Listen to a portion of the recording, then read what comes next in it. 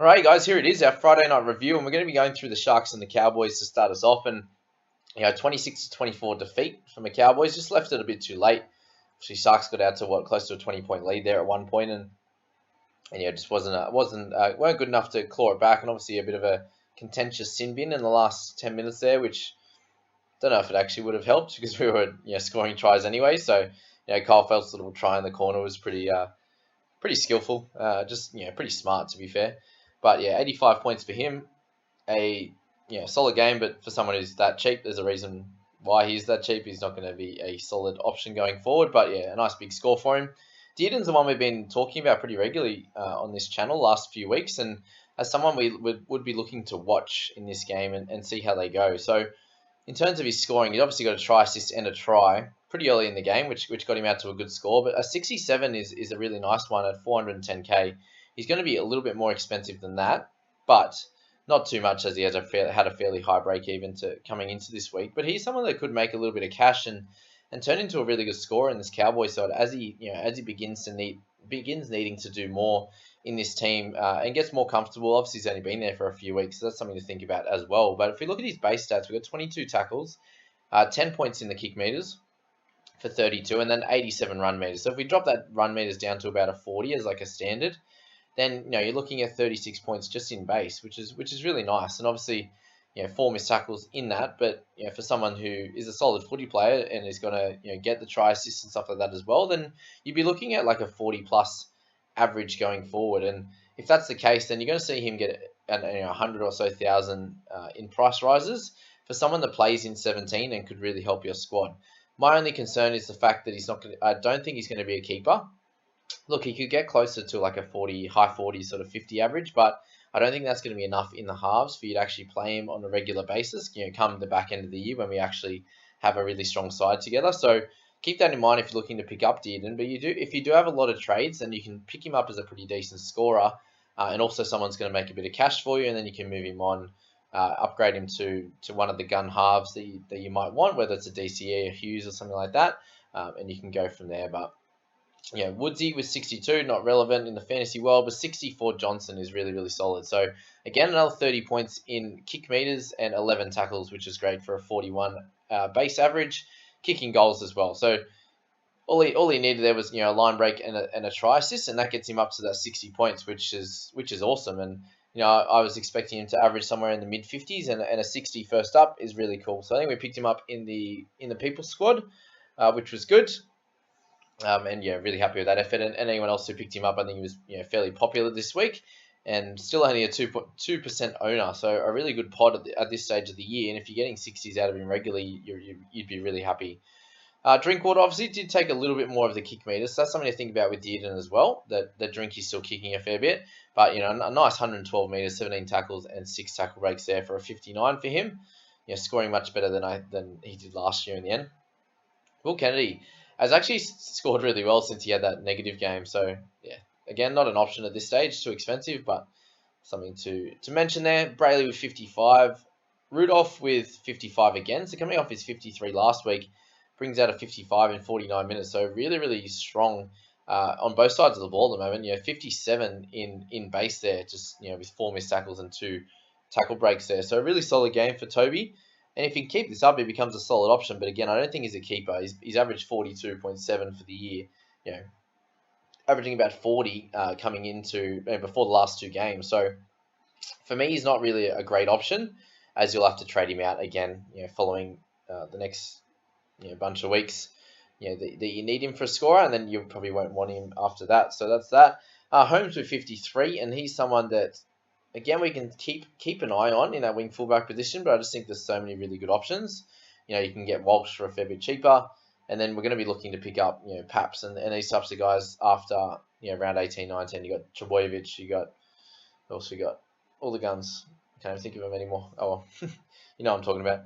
Taumalolo at 51, so a nice welcome back game for him, and I think if this can be his standard, which it usually is, 25 tackles, 167 meters, which is a little bit low, but 6 tackle breaks and an offload. So that's a bit more on his normal side of things. Obviously, for him having 4 missed tackles is probably a little bit high. 10 in negatives, But if he's getting anything over 50s from here on in, you get him at a nice discount because a 50 odd, low 50, sorry, average is looking at a 700k mark, and he's a little bit cheaper than that. You get him as a someone who you think that has more upside in terms of as he gets his match fitness, as he starts to feel confident again in his wrists and his broken hands, then I think he's going to score a lot better. So it's good to see that kind of game for him, a little bit more consistent on what he's been doing in the up and down fashion at the moment. So that's that there.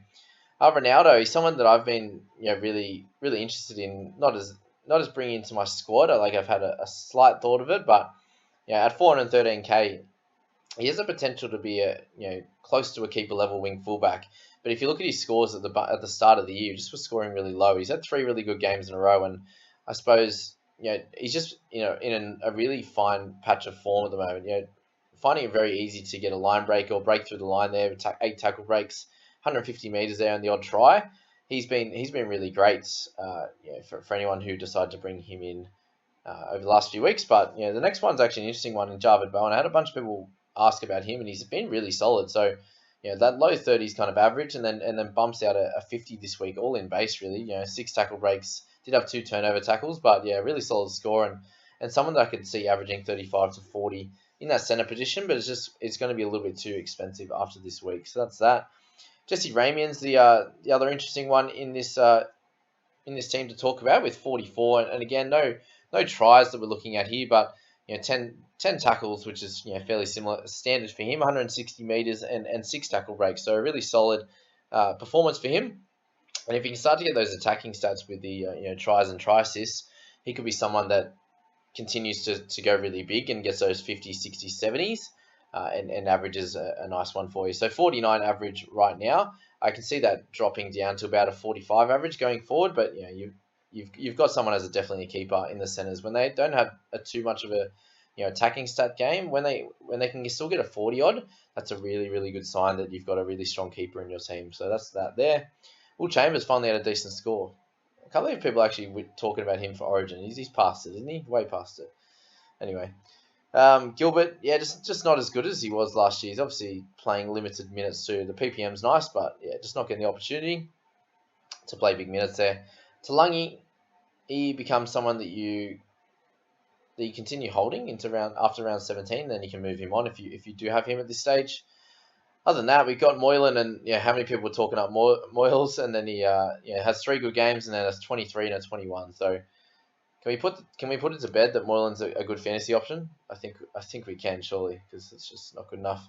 And Hamiso goes off early with a head knock and obviously didn't get to come back. So it's a bit annoying for anyone who has him, but he should be back next week. So that's that there on that first game, guys. Oh, actually, the other thing to talk about was Talakai. I almost forgot. So did get the start and played the first half and then came on for 7 minutes in the second half, which is a bit annoying. 15 tackles, 4 misses is not really good. Obviously, 15 tackles in 47 minutes isn't really ideal either. For the time that he was on the park, they did have a little bit of a decent lead, but just doesn't look the same as he does last year. Maybe he's still carrying a little bit of an injury, but I think you really got to watch him next week again, I think, before looking to pick him up. Because if he does pick it up next week, and you got him at like a 340, 350, I think he becomes a solid option. But until then, and until he gets some big minutes, I don't think we even touch Talakai at this stage. So, moving on to the last game of the night, and that was the Panthers and the Roosters, with 38-12 being the score there. Obviously, it's a little bit of a contentious topic with the Cleary slipping into Talakai arm and him getting sin bin from that, and the theory is, Cleary bounced straight back up, so you shouldn't get sin bin. Fair enough, but it's a hard one, isn't it? Because in fast motion, it looks like that there's not really much he can do, is there? Siwa in terms of getting out of the way, and that's easy. It's a very normal tackling technique to hit sort of around tit height kind of thing. It's a tough one because that literally changed the game. And I understand Panthers were definitely the better side.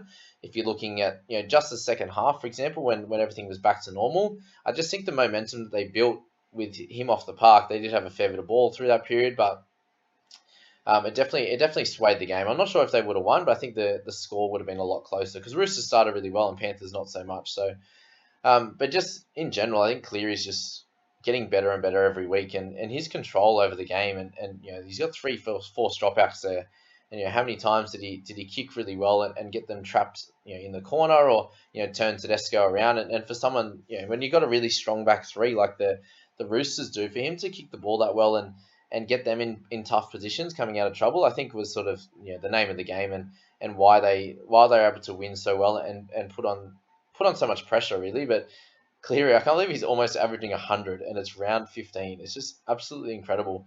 Obviously, you missed out on his 2 weeks, the last couple, and some of the teams that don't have him, which is not many, but some of them that do would have caught up a fair bit over that period. But when he comes back, you put the C on him again, and he scores another 104. So just incredible. If you don't have him, you've missed out on even getting close to ranking well. But yeah, that's it with Cleary there. Amazing work. And if you don't own Crichton, which I know a lot don't, still only 25% own him compared to what's Cleary? Is he 40? 51, yeah. So, only half of those people own Crichton as well. And it's just really strange as to why people like that. He's back to a 63 average, which is just higher than what he averaged last year. And you get him at a slight discount, actually. He's going to be a little bit higher after that week with his 61 last week and 81 this week. But it was good to see him get back to normal. Last week missing 11 tackles. He just didn't look himself, which was strange. And this week I reckon he's got a bit of a kick up the arse by Robinson and go, what are you doing? Just like throwing an arm out and shooting out the line and just being a bit soft, I thought, last week. Obviously he scored a try, but a much better game from him. Only 3 tackle breaks and a line break assist. But it was the 4 turnover tackles, though. Some nice hits in defence and actually waiting and hitting him hard. But 46 tackles was great in this game for Crichton there in 81. So not much else to say. Isaiah Yeo with another great game. Obviously scored a try and scoring really high. But I think for him, you can't touch him at least until after Origin. To'o, if he held on strong through this period, you pick up a 2-try effort, 7 tackle break and 220 metres for his 67. And he's going to be someone that's a really strong target coming into round 18-19 if they play him after that and for the rest of the season there. If you hold on strong, then even better.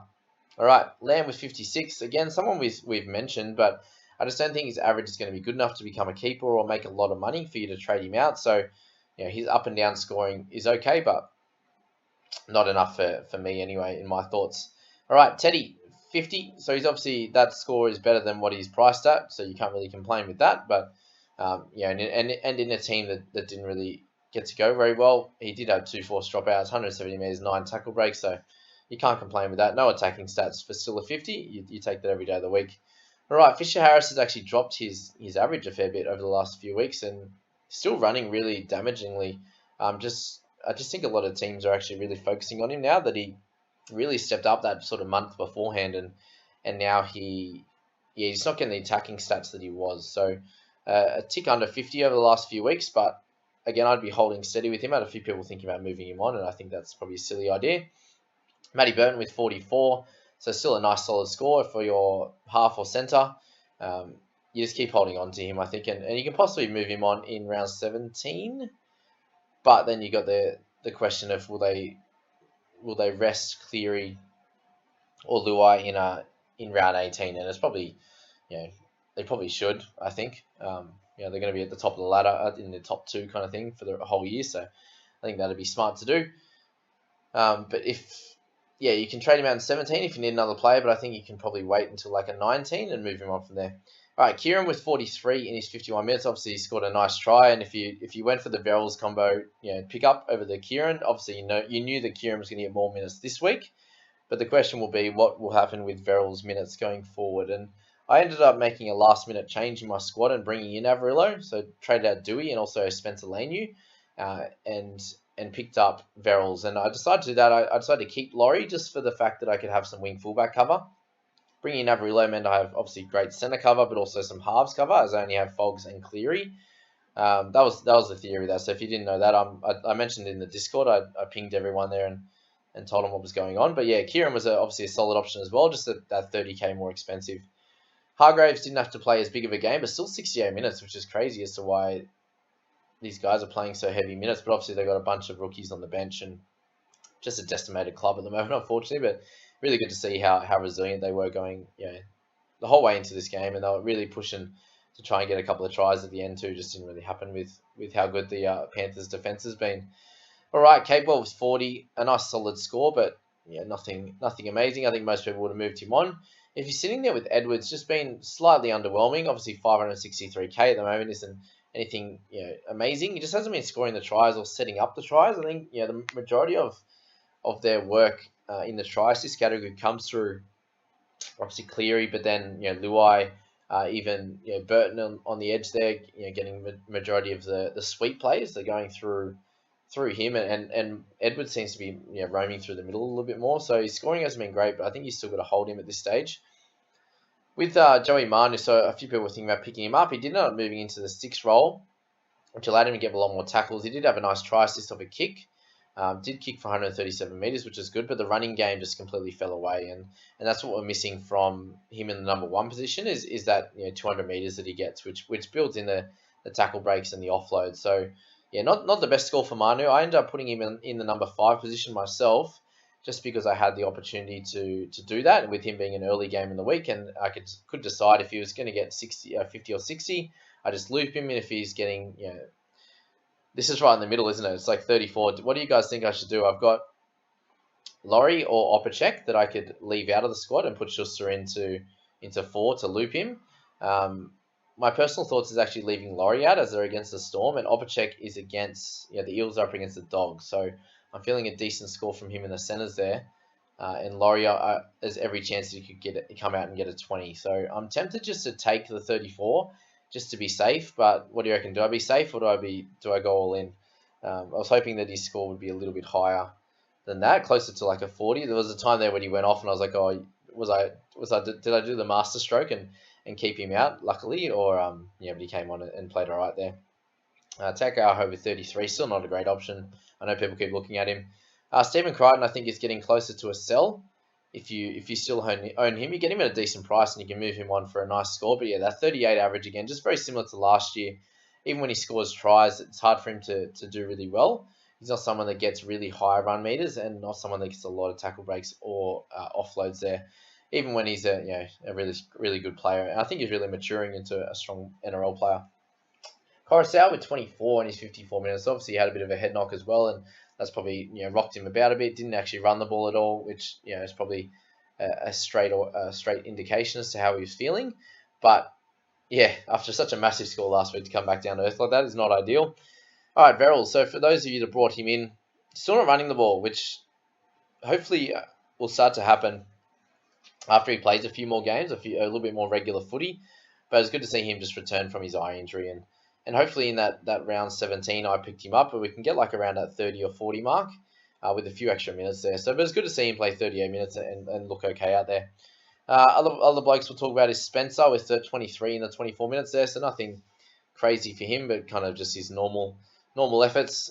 And then you look at someone like Suwali. If you had to play him, that's unfortunate, but he doesn't look out of place in the NRL, which is I suppose all you're really looking for there.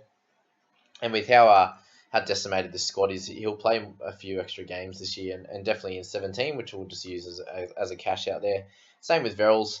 Other than that, not really too much to talk about. I think it was a debut for Thomas on the last night. I wasn't exactly sure, but yeah, a really good game to watch. And I just think how good are the Cleary-led Panthers to watch? They're just so slick.